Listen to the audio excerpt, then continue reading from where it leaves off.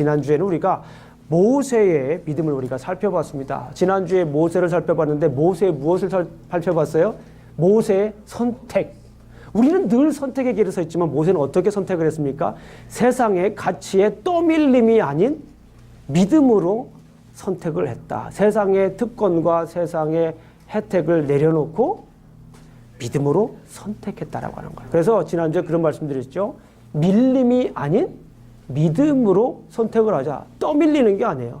사람들이 이렇게 하니까 우르르 따라가고, 이게 아닌 게 비하고 다른 데로 우르르 따라가고, 이거는 믿음으로 선택하는 게 아닙니다. 밀림이 아닌 믿음으로 선택하는 삶이었습니다. 자, 오늘의 키워드, 오늘 말씀의 키워드는요, 탈출이라고 한번 정해봤습니다. 말씀을 연구한 다음에 오늘의 말씀의 가장 중요한 키워드는 탈출이다. 한번 생각을 해봤어요. 영어로 말하면은 escape입니다. escape. 이 사전적인 의미를 보게 되면 어떤 상황이나 구속 따위에서 빠져나오는 거예요. 영어를 보게 되면 to sleep or get away as from confinement or restraint. 이거 뭐 이렇게 구속되어 있는 거잖아요. 억압되어 있는 거. 그거로부터 나오는 거예요. 그러니까 탈출이라고 하는 것은 뭔가 나쁜 것으로부터 나오는 거예요. 그렇죠? 그래서 이제 어떤 분들은 이제 탈출하면 생각나는 게 혹성 탈출 이런 거 생각하시는 분도 있어요. Dawn of the Planet of Apes라고 하는 그런 그 영화도 있잖아요. 옛날에 우리 혹성 탈출이라고 하는 것도 보고 뭐 그 여러 가지 생각할 수가 있습니다. 좋지 않은 상황에서 좋은 상황으로 나오는 것을 탈출이라고 하죠. 네, 우리 성도님들은 그러면은 무엇으로부터 탈출을 하고 싶습니까?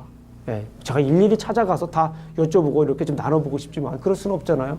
우리 성도님들은 무엇으로부터 탈출하고 싶습니까? 제가 몇 분에게 물어봤어요. 물어봤더니 책임감으로부터 탈출하고 싶대요. 거기에는 굉장히 많은 것이 들어있어요. 어머니로서의 책임, 뭐 직장에서의 책임, 여러 가지 책임이 있잖아요. 우리 교회는 그런 분들은 없지만 육아로부터 뭐 탈출하고 싶다라고 하는 분들 많이 있잖아요. 육아의 압박감으로부터 얼마나 큰 압박감입니까? 육아, 또 애들을 기르는 거, 또 비즈니스의 압박감, 또 어떤 분들은 가난으로부터 탈출해야 돼.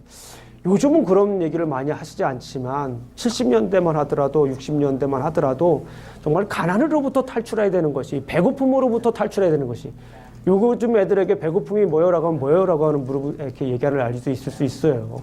물론 아직도 굶주린 사람들이 많이 있지만 그때만 해도 이제 뭐 배고픔으로부터 탈출해야 된다, 가난으로부터 탈출해야 된다, 막 이런 얘기를 많이 하기도 했습니다. 좀 더 구체적으로 말하면 아픔으로부터의 탈출, 고통으로부터의 탈출, 조금 더 구체적으로 말하면 수치심으로부터의 탈출, 어둠으로부터의 탈출, 섀도우로부터의 탈출, 학업으로부터의 탈출. 그죠? 아, 목사님, 그냥 평생 공부하는 것 같아요. 그리고 어떤 분들이 그래요. 평생 공부해야 돼요, 우리는. 평생 공부 안 하면 배우는 거를 멈추면은 우리의 발전도 멈추는 거예요. 아니, 뭐 목사님 학교를 다닌 게 아니라 직장에서 자기가 그 전문 분야에서 계속 연구를 해야 돼요. 음식을 만드시는 분들은 계속 연구를 하셔야 됩니다. 그렇죠? 연구를 하지 않으면 뒤처지게 발전을 할 수가 없습니다. 계속 공부를 해야 돼요. 학교를 졸업하고 나서도 계속 공부를 해야 됩니다. 자, 그러면 오늘 본문에서 얘기하고자 하는 것은 탈출의 수단이 뭔가, 탈출하는데 무엇으로 하는가라고 하는 것을 오늘 본문에서 얘기를 합니다. 더 구체적으로 말씀드리면 모세는 어떻게 탈출했는가예요. 모세는 어떻게 탈출을 했는가? 라고 하는 것을 오늘 본문은 보여주고 있습니다. 모세가 탈출할 수 있었던 이유가 뭐냐라고 하는 것을 오늘 본문에서 얘기를 합니다. 그러니까 탈출의 수단이 뭐였는가라고 하는 것을 오늘 우리가 한번 나눠보도록 하겠습니다. 제 개인적인 생각을 전하는 게 아니라 이 모세의 삶을 통해서 모세가 어떻게 탈출했는가라고 하는 것을 한번 보도록 하겠습니다. 자, 모세는 출애굽을 했는데요. 무엇으로 출애굽을 했습니까? 믿음으로 출애굽을 했어요. 우리가 잘 아는 것처럼 모세는 애굽을 몇 번 탈출합니까? 2번 탈출해요. 잘 아시는 것처럼 모세는 처음에 히브리 백성이었죠. 그래서 죽어야 될 운명이었지만 하나님의 은혜로 나일 강가에서 이제 바로의 공주가 건져내서 살게 됩니다. 그러면서 어디에서 살게 됐죠? 바로의 궁에서 살게 됐습니다. 대략 한 40여 년 동안 이렇게 살았다고 얘기를 합니다. 성경을 출애굽기 2장을 보니까 모세가 장성한 후에 애굽 사람들이 열심히 또 그 고되게 일을 하고 있는 히브리 백성을 치는 것을 보고 애굽 사람을 쳐 죽입니다. 누가 쳐 죽입니까? 모세가 쳐 죽입니다. 그리고 나서 바로의 낯을 피해가지고 애굽을 떠나 미디안으로 도망을 가게 됩니다. 이게 첫 번째 탈출입니다. 우리 한번 성경을 한번 읽어볼까요? 자, 출애굽기. 자, 성경을 우리가 참 찾아봐야 됩니다. 출애굽기 2장 11절부터 12절까지 우리 한번 찾아보겠습니다. 자, 출애굽기 Exodus chapter 2 verses 11 to 12입니다. 우리 한번 찾아보겠습니다. 한번 읽어보죠. 우리가 성경을 한번 확인해 보면서 보도록 하겠습니다. 출애굽기 2장입니다. 너무나도 익사이팅한 그런 말씀이죠. 우리 출애굽기에 나와 있는 말씀은요. 2장 10절 12절 보겠습니다. 11절 12절 보겠습니다. 시작. 모세가 장성한 후에 한 번은 자기 형제들에게 나가서 그들이 고되게 노동하는 것을 보더니 어떤 애굽 사람이 한 히브리 사람을 곧 자기 형제를 치는 것을 본지라. 좌우를 살펴 사람이 없음을 보고 그 애굽 사람을 쳐 죽여 모래 속에 감추니라. 죽이게 됩니다. 네, 그리고 모세는 이 미디안 지역에서 다시 한 40여 년 동안 지내게 됩니다. 40년 동안 지내게 되면서 그때 어떻게 됩니까? 3장으로 가게 되면 그때 누구를 만나요? 그때 하나님을 만나게 됩니다. 하나님을 만나고 다시 이제 하나님께서 주신 사명을 받게 됩니다. 그 내용이 우리 한번 내용을 찾아보겠습니다. 출애굽기 3장 바로 뒤에 장이죠. 3장 15절 17절 말씀을 한번 보도록 하겠습니다. 15절 17절 15절과 17절까지 기네요. 네. 자, 우리 한번 15절, 16절 한번 읽어보겠습니다. 시작. 하나님이 또 모세에게 이르시되 너는 이스라엘 자손에게 이같이 이르기를 너희 조상의 하나님 여호와 곧 아브라함의 하나님, 이삭의 하나님, 야곱의 하나님께서 나를 너희에게 보내셨다 하라. 이는 나의 영원한 이름이요 대대로 기억할 나의 칭혼이라. 너는 가서 이스라엘의 장로들을 모으고 그들에게 이르기를 여호와 너의 조상의 하나님 곧 아브라함과 이삭과 야곱의 하나님이 내게 나타나 이르시되 내가 너희를 돌보아 너희 애굽에서 당한 일을 확실히 보았노라. 그래서 결국에는 사명을 줍니다. 가서 이스라엘 백성들을 어떻게 하라고 하는 거예요? 인도에 내라는 거예요. 우리 3장 10절을 보게 되면 제가 읽을게요. 이제 내가 너를 바로에게 보내어 너에게 내 백성 이스라엘 자손을 애굽에서 인도하여 내게 하라라고 하는 그런 명령을 줍니다. 그러니까 이제 모세는 범죄자였습니다. 범죄자에서 이제 하나님의 사명을 받은 사명자로 바뀌게 되는 그런 모습을 우리가 볼 수가 있습니다. 그래서 결국에 다시 애굽으로 돌아갑니다. 애굽으로 돌아가서 바로의 왕을 만나죠. 만나서 내 백성 내가 데리고 출애굽하겠습니다. 가나안 땅 가겠습니다. 그러니까 바로가 뭐래요? 오 그래 라고 대답하지 않고 거절을 하게 됩니다. 거절하고 이제 거절을 했지만 결국에 이 모세는 그 반대에도 불구하고 하나님을 두려워해서 믿음으로 어떻게 됩니까? 출애굽하는 그런 장면을 우리가 볼 수가 있습니다. 우리 한번 찾아보겠습니다. 12장으로 넘어가 보겠습니다. 12장 출애굽기 12장 51절을 한번 보겠습니다. 12장 37절 한번 읽어보고 또 읽어볼게요. 37절 한번 읽어보겠습니다. 37절 12장 37절 한번 읽어보겠습니다. 시작. 이스라엘 자손이 람셋을 떠나 숫곳에 이르니 유아 외에 보행하는 장정이 60만 가량이요. 60만 가량이 나왔다라고 하는 거예요. 그리고 51절 읽어보겠습니다. 51절 시작. 바로 그날에 여호와께서 이스라엘 자손을 그 무리대로 애굽 땅에서 인도하여 내셨더라. 이 모세는 바로 왕이 보내지 않았음에도 불구하고 바로 왕은 굉장히 큰 왕이었음에도 불구하고 믿음으로 출애굽하는 그 장면을 우리가 볼 수가 있습니다. 자, 그런데 여기서 중요한 게 있어요. 우리가 한번 알고 넘어가야 될, 짚고 넘어가야 될 내용이 있는데 이 출애굽이라고 하는 말이 무슨 말이에요? 그러니까 애굽을 나왔다 그런 말이 한국말로 말하면 출애굽이 애굽을 나왔다. 영어로 뭐라고 하죠? Exodus. 그래서 출애굽기를 영어로 뭐라고 하냐면 The Book of Exodus. 나왔다라고 하는 거예요. 그런데 이 엑소더스라고 하는 말의 의미가 어떤 말인지 여러분들 아세요? 이 엑소더스라고 하는 말의 의미는 어디서 나왔냐면은 헬라어에서 나왔어요. 헬라어는 이게 에크호도스라고 하는 말이에요. 따라 하시지 않아도 됩니다. 에크호도스. 자꾸 버릇이 돼가지고. 에크호도스라고 하는 말이 엑소더스가 된 거예요. 헬라어 에크호도스가 이 영어 엑소더스가 된 건데요. 이 에크호도스라고 하는 말이 무슨 말이냐면 에크라고 하는 말은 뭐뭐로 붙어요. 이렇게 뭐뭐로 붙어.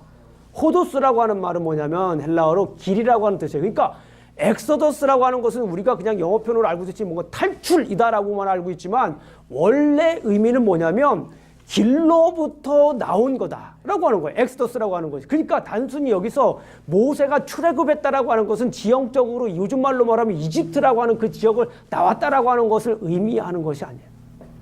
단순히 성경에서 출애굽했다라고 하는 것은 그 지역 에집트 당시 애굽 지금의 이집트라고 하는 그 지역을 나왔다라고 하는 것이 1차적인 의미이기도 하지만 더 중요한 것은 성경에서 말하고자 하는 말은 무엇이냐면 그 옛날의 길로부터 나왔다라고 하는 거예요. 옛 습성으로부터 나왔다라고 하는 거예요. 옛 정체성으로부터 나왔다라고 하는 거예요.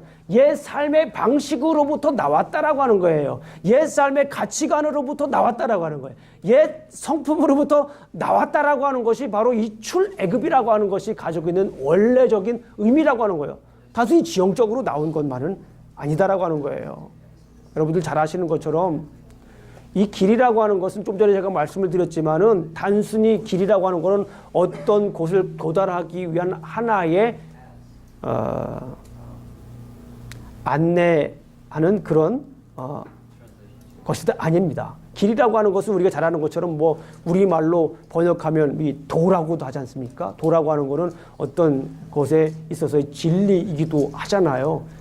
이 길이라고 하는 건 뭐냐면 그래서 정체성이라고 하는 의미도 될 수가 있고요. 길이라고 하는 것은 삶의 방식, 가치관도 될 수 있고요. 길이라고 하는 것은 또 삶의 양식, 여러 가지가 이 안에 담겨져 있어요. 지난번에도 제가 말씀을 드렸지만 이 이집트라고 하는 지역이 단순히 그냥 지형적인 것만 얘기하지 않고 여기에서 이스라엘 백성들이 어떻게 살았는가를 보여주는 단적인 예가 십계명이라고 말씀을 드렸어요. 왜 하필 십계명을 이 출애굽한 다음에 줬을까? 좀 고민이 굉장히 많았어요. 뭐 당연한 거 아닙니까? 라고도 할 수 있지만 성경을 꼼꼼히 읽어보면 왜 십계명을 출애굽한 다음에 줬을까? 라고 하는 생각을 한동안 굉장히 한 적이 있습니다. 그런데 십계명을 하면서 그 궁금증이, 십계명 강해를 하면서 그 궁금증이 풀렸어요. 그게 뭐냐면 이 애굽이라고 하는 것은 단순히 지형이 아니라 이곳에서 이스라엘 백성들이 정체성의 혼란이 왔던 지역입니다. 이 애굽이라고 하는 지역이. 정체성. 원래 이스라엘 백성들이 어떤 사람이 하나님의 백성이었잖아요. God's people. 하나님의 백성이었잖아요. 그런데 이 이집트에 가가지고는 하나님의 백성이 아니라 뭐예요? 우상의 자녀가 된 거예요. 우상. 하나님의 자녀가 아니라 우상의 자녀예요. 그러니까 거기에서 우상만 만드는 거예요. 우상 만들고 우상의 이름을 부르면서 살고 그렇죠? 이게 문제였던 거예요. 그리고 뭐예요? 이 삶의 방식에도 큰 문제가 있었다라고 하는 거예요. 제가 여러 번 말씀드렸지만은 이 박자라고 하는 것, 삶의 박자라고 하는 것이 굉장히 중요해요. 우리 음악하는 우리 선생님들도 계시지만은 어떤 노래를 4분의 4박자로 부를 때와 4분의 3박자로 부를 때와 4분의 2박자로 부를 때는 분위기가 완전히 다른 거예요. 예?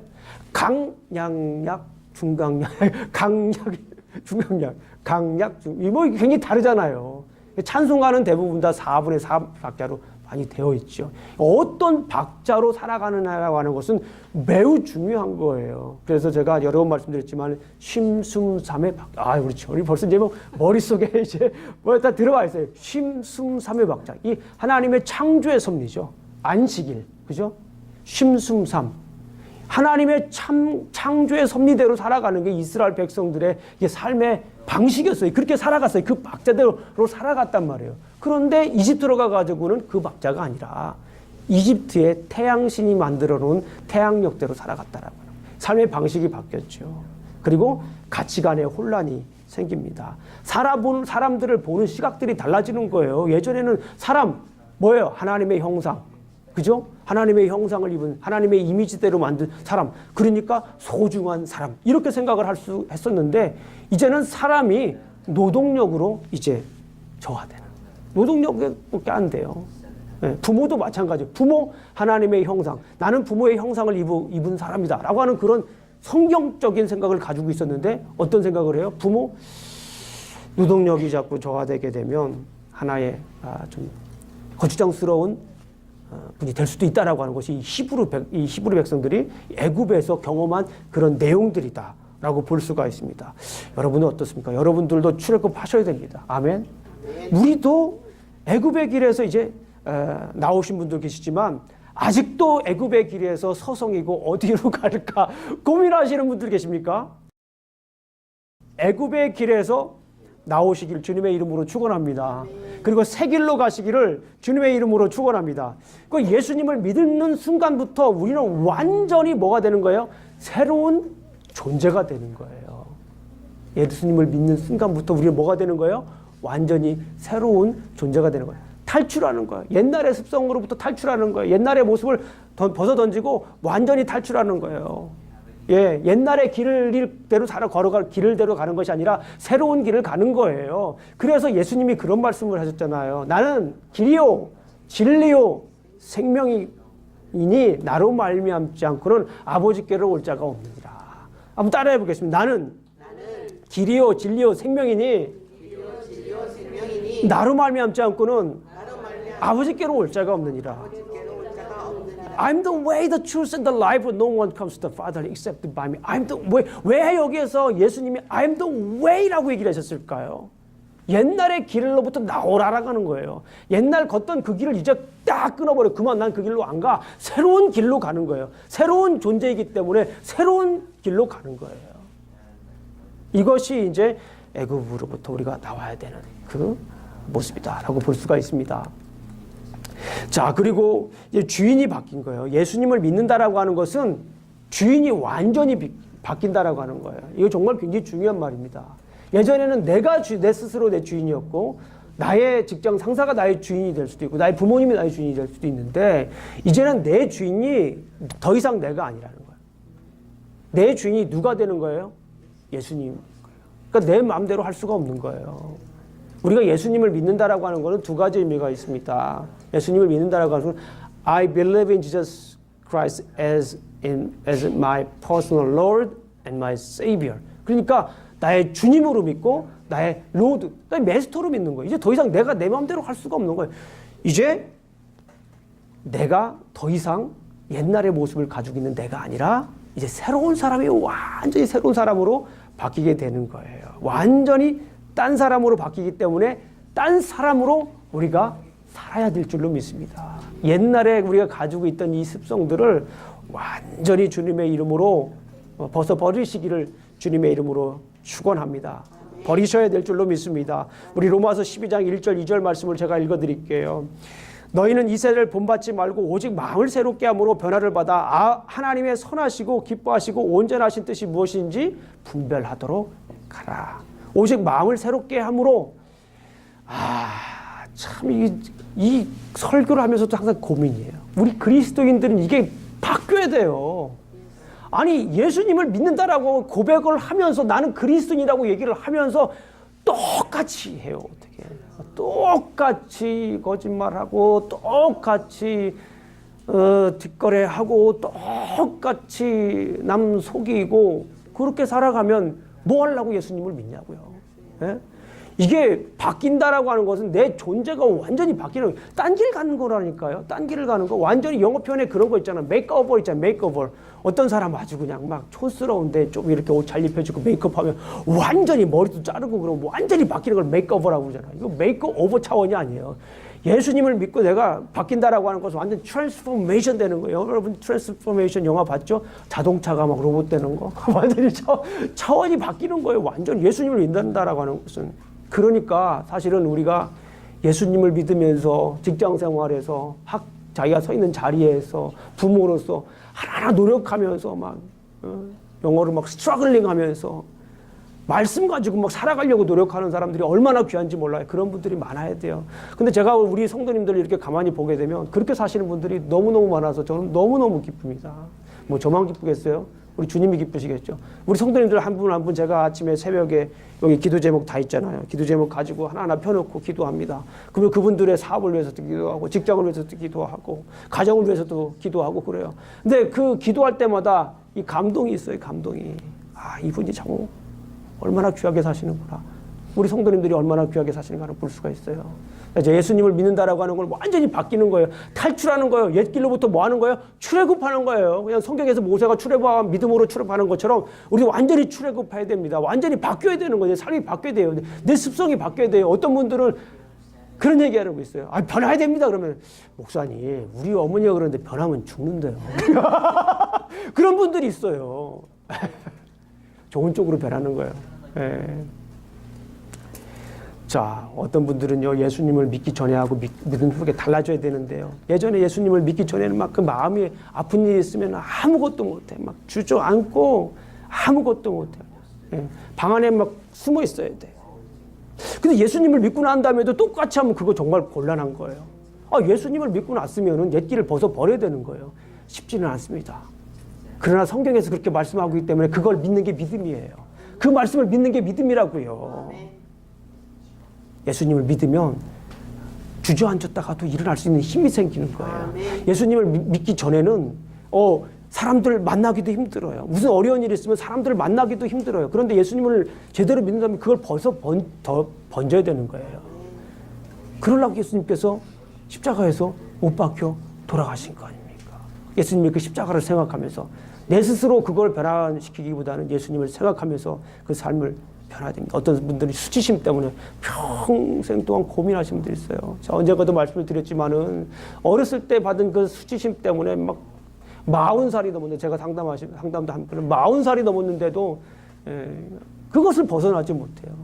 그래서 제가 컨페스하라고 고백하라고 주님께 고백하라고 그 어려움, 그 수치심, 다크니스, 섀도우를 다 주님께 고백하라고 주님께서 그 모든 것들을 다 짊어지고 가시니까 주님께 맡기라고.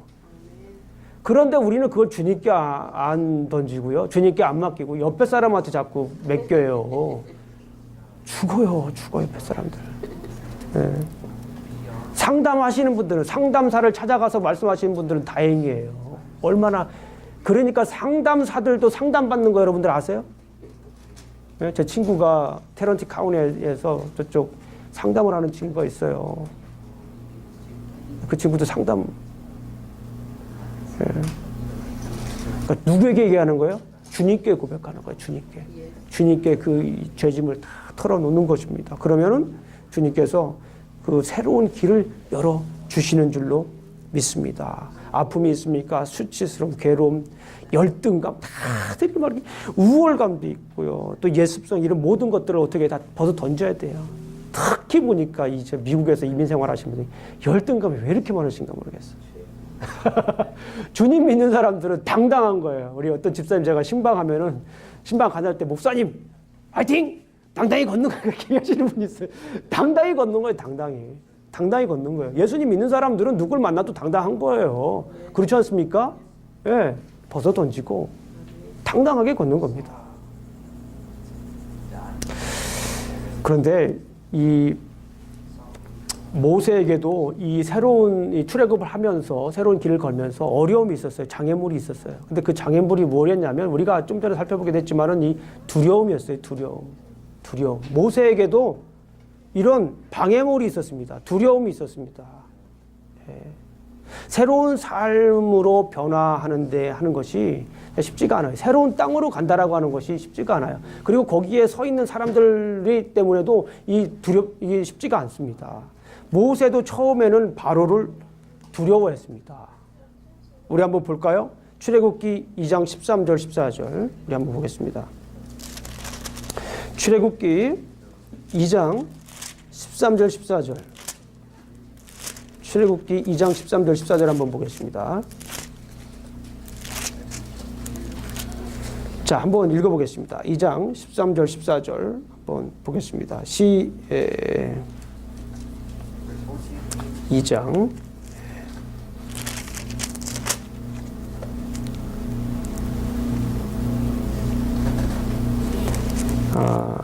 네, 시작.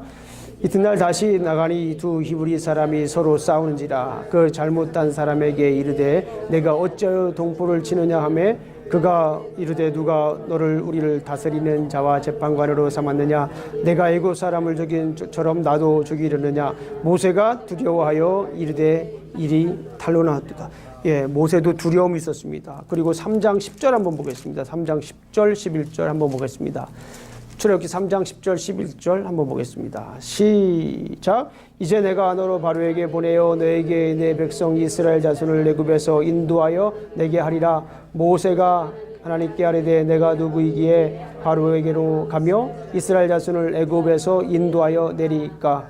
모세에게도 이런 두려움이 있었습니다. 근데 모세는 결국에는 그 두려움을 이겨냈습니다. 오늘 히브리서 11장 27절 말씀을 보게 되면 제가 한번 읽어드릴게요. 믿음으로 애굽을 떠나 왕의 노함을 무서워하지 아니하고 곧 보이지 아니하는 자를 보는 것 같이 하여 참았으며, 이게 결국엔 모세는 바로를 두려워하지 않았다라고 하는 것입니다. 바로는 눈에 보여요. 바로 눈에 보이니까 그 눈에 보이는 바로를 두려워하지 않고 눈에 보이지 않는 하나님을 두려워했다라고 하는 거예요. 왜 그렇습니까? 하나님은 눈에 보이지 않지만 이 세상을 다스리시는 분은 하나님이시라고 하는 거예요. 당대 최고의 이집트 문명을 다스리는 바로가 통치자가 아니라 그 위에 하나님께서, 보이지 않는 하나님께서 이 세상을 뭐 한다라고 하는 거예요? 통치하신다라고 하는 것을 이 모세는 믿음의 눈으로 바라보았다라고 하는 것입니다. 그래서 결국에는 모세가 다시 이 출애굽을 할 수가 있었어요. 이 두려움을 이기고 출애굽을 할 수가 있었습니다. 우리 14장, 출애굽기 14장 13절을 한번 찾아보겠습니다. 출애굽기 14장 13절을 우리가 한번 보도록 하겠습니다. 14장 13절 14절. 자, 너무나도 중요한 말씀이에요. 여기다가 밑줄 치시고 집에 가서 외우셔도 됩니다. 14절은. 네, 우리 한번 읽어보도록 하겠습니다. 시작. 모세가 백성에게 이르되 너희는 두려워하지 말고 가만히 서서 여호와께 오늘 너희를 위하여 행하시는 구원을 보라. 너희가 오늘 본 애굽 사람을 영원히 다시 보지 아니하리라. 여호와께서 너희를 위하여 싸우시리니 너희는 가만히 있을지어라. 아멘. 아멘. 오늘 우리가 찬양을 했어요. 우리 성가대가 찬양, 너무나 귀한 찬양을 했어요. 뭐가 이기네 지금 찬양했어요. 좀 전에. 믿음이 이기는 거예요. 우리가 뭔가 하려고 막 앞에 나가서 하는 것보다는 가만히 서서, 예, 믿음이 이기는 겁니다. 내 안에 있는 믿음, 그 믿음을 만들어주신 그 하나님이 결국에는 이기게 되는 그런 모습을 우리가 보게 됩니다. 우리도 옛길에서 새로운 길로 가려면 두려움이 생깁니다. 변화에 대한 두려움이 있어요. 얼마나 그거 쉽지 않습니까? 어렵습니까? 두려움이 있어요. 그런데 믿음으로 그 두려움을 이기고 우리가 변화되어야 됩니다. 탈출해야 돼요. 옛날의 습성에서 탈출해야 됩니다. 내가 더 이상 그렇게 살 수 없는 거예요. 저도 여러분들이 옛 습성 그대로 가지고 살지를 절대 바라지 않습니다. 변화해야 돼요. 변화해야 됩니다. 변하려면 두려움이 생겨요. 근데 그 두려움은 여러분들이 잘 아셔야 돼요. 그 두려움은 사탄이 주는 거예요. 여러분들 때문에가 아니에요. 여러분들의 습성이 아니라니까요. 나의 그 내성적인 그런 나의 적극적이지 않은 소극적인 그런 성격이 아니라 그거는 사탄이 주는 거예요. 두려움은 사탄이 주는 겁니다. 하나님께로 나아가는데 두려움을 주는 것은 사탄이 주는 겁니다. 사탄의 계략입니다.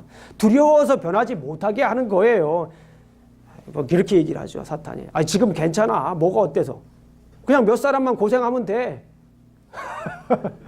내 습성 그냥 그대로 그냥 가지고 살면 사탄이 옆에서 얘기한다니까요. 뭐 지금 뭐가 어때서? 이 정도면 괜찮잖아. 몇 사람 고생하는 거 그거 뭐 어때서? 고생하면 돼 그냥. 늘 너의 아픔을 그냥 받아주는 사람들 있잖아. 생각해봐. 내 성질 다 부려도 받아주는 사람 있잖아. 성질 부리고 나면 얼마나 속 시원해, 얼마나 쾌감 있어. 이렇게 사글사글 여러분들 유혹한다니까요. 그렇지 않나요? 그렇게 유혹합니다. 내가 변화될 때, 변화되려고 하는 그런 마음을 가지고 있을 때 분명히 그러한 유혹을 합니다. 속 시원한데 뭘 그렇게 변하려고 해? 그리고 미안하다고 하면 되잖아. 그리고 나중에 이 말 꼭 해. 나도 내 모습이 싫어. 그리고 기도 부탁해. 요렇게 사탄이 우리를 자꾸 유혹한다니까요. 자꾸 자기 자신을 합리화해요. 자꾸 변하지 못하게 자꾸 사탄이 끌고 내려가요. 그러면서 그 안에 살짝 두려움이라고 하는 것 집어넣고. 사탄이 얼마나 교묘한지 알아요? 그런데 여러분들 두려워하지 마십시오. 여러분들이 하나님께서 기도하는 것들이 있어요. 내가 예습성, 지금 이 설교를 들으면서 내가 지금 버려야 될 거 생각하는 거 있어요. 어떤 분들은 그것이 술일 수도 있고, 어떤 분이 그것은 담배일 수도 있고, 아니면 목사님 꼭 술, 담배는 그냥 빠지지 않네요. 대표적인 거니까요. 옛날 습성을. 우리 그리스도인들이라면 이런 걸 좀 정리해야 돼요. 적어도 그리스도인들이라면 이런 걸 정리해야 됩니다. 예. 요즘 뭐 한국에는 어느 교회 가보니까 목사님하고 그냥 성도분들하고 장로님하고 그냥 한잔 하시는 그런 분도 있어요. 삼겹살 먹으면서. 신학적으로 틀리대. 그게 따져보면 성경으로. 좀 데리고 오세요, 저한테. 신앙적으로 틀린 거예요. 신학적으로 틀리고, 신앙적으로 틀리고. 예. 꼭 우리가 어디는 뭐 물로 먹는데, 아유, 그래도 그렇죠. 예. 적어도 우리는 변화돼요. 그리스도인들은 적어도 변화됩니다. 예, 변화돼야 됩니다. 두려워하지 마십시오. 우리 하나님을 두려워하십시오. 사람들을 두려워하지 말고 우리 하나님을 두려워하십시오. 여호와를 경외하는 것이 지식의 근본이거늘 미련한 자는 지혜와 훈계를 멸시하느니라. 잠언서 1장 7절 말씀입니다. 하나님을 두려워하십시오. 사람은 어쩔 수가 없어요. 사람은 두려움의 대상을 따른다. 따라해보겠습니다. 사람은 두려움의 대상을 따른다. 내가 두려워하는 거 따라갈 수밖에 없어요. 돈이 어떤 사람은 막 돈이 두려워요. 막 걱정이 돼요. 막 장래 직장이 막 걱정이 돼요. 막 공부가 걱정이 돼요. 거기에 뭐 합니까? 순종해요. 거기 순종해요. 근데 우리 그리스도인들은 앞에 어떤 일들이 펼쳐질지는 우리는 아무것도 몰라요. 아무것도 모르는데 우리에게는 막 그냥 담대함이 하나 생기는 게 있어요. 막 마음속에 막 아무것도 모르는데 막 담대함이 생겨요. 왜 그래요? 주님이 있기 때문에. 그리고 주님을 경외하기 때문에 앞일을 막 걱정이 안 돼. 막 걱정이 안 돼. 목사님 저 요즘 막 병 걸렸어요. 막 걱정이 안 되는 거예요. 병이 아니에요. 그 병이 아니에요. 그거는 주님이 주시는 그 마음입니다. 믿음을 가지고 그게 믿음입니다. 옛날에는 그냥 진짜 조금만 어려움이 있으면 막 애가 조금만 일 있어도 그냥 막 힘들고 어렵고 막 그냥 주저앉고 그냥 막 난리나고 세상이 그냥 온통 노래 보였는데 예수님을 제대로 믿고 나니까 담대함이 생기는 거예요. 담대함이 감당할 시험 주시는 거다라고 생각하시는 거예요. 오늘 아침에도 말씀드렸지만 우리가 고난의 때 하나님을 만나는 거예요. 어려울 때 하나님을 만나는 거예요. 어떤 분이 그런 얘기를 했어요. 고난은 하나님은 우리에게 선물을 주시는데 고난이라고 하는 포장을 준대요. 포장을 해서 주신다라고 하는 거예요. 고난이라고 하는 그 포장지가 싫어가지고 뭐 이런 걸로 한테 선물 주나 하고서 버린 사람은 그 안에 있는 진짜 선물을 못 보는 거예요. 고난이 있지만 그 고난을 해치고 그 선물을 열어보면 그 안에 뭐가 있는 거예요? 하나님의 선물이 있는 거예요. 하나님의 선물. 두려워하지 마십시오. 염려하지 마십시오. 하나님이 함께 하시는 줄로 믿습니다. 아멘. 모세가 여호수아에게 이제 네가 가서 후계자로 해라. 그리고 하나님께서도 이제 그 여호수아 1장을 보게 되면 여호수아를 후계자로 삼습니다. 얼마나 힘들어요. 얼마나 두렵습니까? 예, 두려워요. 어려워요. 예? 이스라엘 백성들이 얼마나 불만합니까? 그런데 이 어렵고 힘들고 두려워하는 여호수아에게 하나님께서 말씀하십니다. 두려워 말고 염려하지 말라. 네가 어디로 가든지 내 하나님 여호와가 함께하느니라 하시니라. 믿음으로 이기는 거예요. 믿음으로. Don't be afraid, for the Lord your God will be with you. Wherever you go, whatever you do. 무엇을 하든지 간에 하나님이 함께 하시는 거예요. 예. 우리 젊은 학생들 보면은 이제 미래가 걱정이 되잖아요. 그죠? 예. 주님께 기도하십시오. 하나님께 함께 하시면 그 두려움을 이깁니다. 두려움을 이길 때 더 열심히 준비할 수 있는 길을 열어주십니다. 두려워하지 마세요. 두려움은 누가 주는 거예요? 사탄이 주는 거예요. 하나님을 의지하고 하나님을 믿고 나가면 여러분들 두려워할 필요가 없습니다. 오늘 말씀을 맺습니다. 모세는 믿음으로 두려움을 이기고 애굽을 탈출했습니다. 우리 신자들은 믿음으로 두려움을 이기고 새 사람이 되어야 합니다. 고린도후서 5장 17절을 우리가 함께 보도록 하겠습니다. 우리 한번 짧으니까 큰 목소리로 함께 보겠습니다. 시작. 그런즉 누구든지 그리스도 안에 있으면 새로운 피조물이라. 이전 것은 지나갔으니 보라 새 것이 되었도다. 완전히 우리는 다른 사람이 된 거예요. 두려워하지 마십시오. 새 사람이 되었기 때문에 하나님께서 우리가 새 길을 못 봐서 그렇지 우리 주님께서 그 길을 미리 인도해 놓으신 줄로 믿습니다. 두려워하지 마십시오. 그 길을 보고 그 길 여러분들은 담대함으로 걸어가시면 됩니다. 무엇으로서요? 새 사람으로서, 변화된 사람으로서 그 길을 당당히 걸으시면 됩니다. 주님을 의지함으로, 주님을 믿음으로 우리의 정체성이 세상의 자녀가 아닌 하나님의 자녀로 변화되시길 주님의 이름으로 축원합니다. 주님을 의지함으로, 주님을 믿음으로 우리의 가치관이 그리스도인의 가치관으로 변화되시길 주님의 이름으로 축원합니다. 주님을 의지함으로, 주님을 믿음으로 우리의 삶의 방식이 주님이 원하시는 삶의 방식으로 변화되시길 주님의 이름으로 축원합니다. 믿음의 사람은 믿음의 눈으로 보고 나아갑니다. 우리 기도하시겠습니다.